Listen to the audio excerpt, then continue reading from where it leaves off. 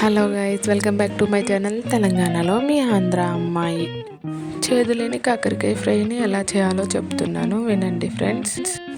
కాకరకాయ పైన ఉన్న చెక్కు తీసి స్ట్రైట్గా కట్ చేసి లోపల ఉన్నది కూడా తీసేసి నేను వీడియోలో చూపించిన విధంగా కట్ చేయండి. చిన్నగా ఇలా చిన్నగా కట్ చేసిన మొత్తం కాకరకాయ అంతటిని బౌల్లోకి తీసుకుని బౌల్లోని ఉప్పు, పసుపు, కొంచెం వాటర్ వేసుకుని బాగా కలుపుతూ కడగాలి. అలా అయితే కాకరకాయలో ఉన్న చేదంతా బయటకు వచ్చేస్తుంది.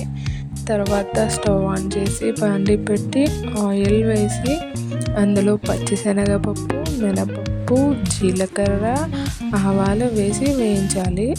పసుపు, ఆనియన్స్, కరివేపాకు వేసి వేయించాలి.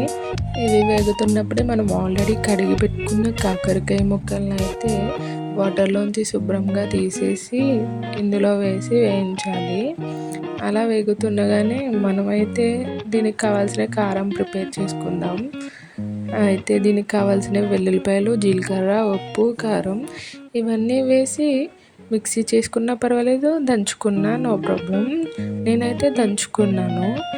ఇవి దంచిన తర్వాత బాగా వేగిన కాకరకాయ ముక్కల్లో వేసేసి బాగా కలుపుకున్నాను.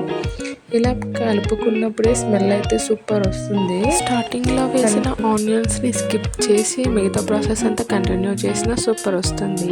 ఇలా చేస్తే కాకరకాయ ఇష్టం లేని వాళ్ళు కూడా తింటారు. నా వీడియోస్ కనుక నచ్చినట్టయితే లైక్, షేర్, సబ్స్క్రైబ్.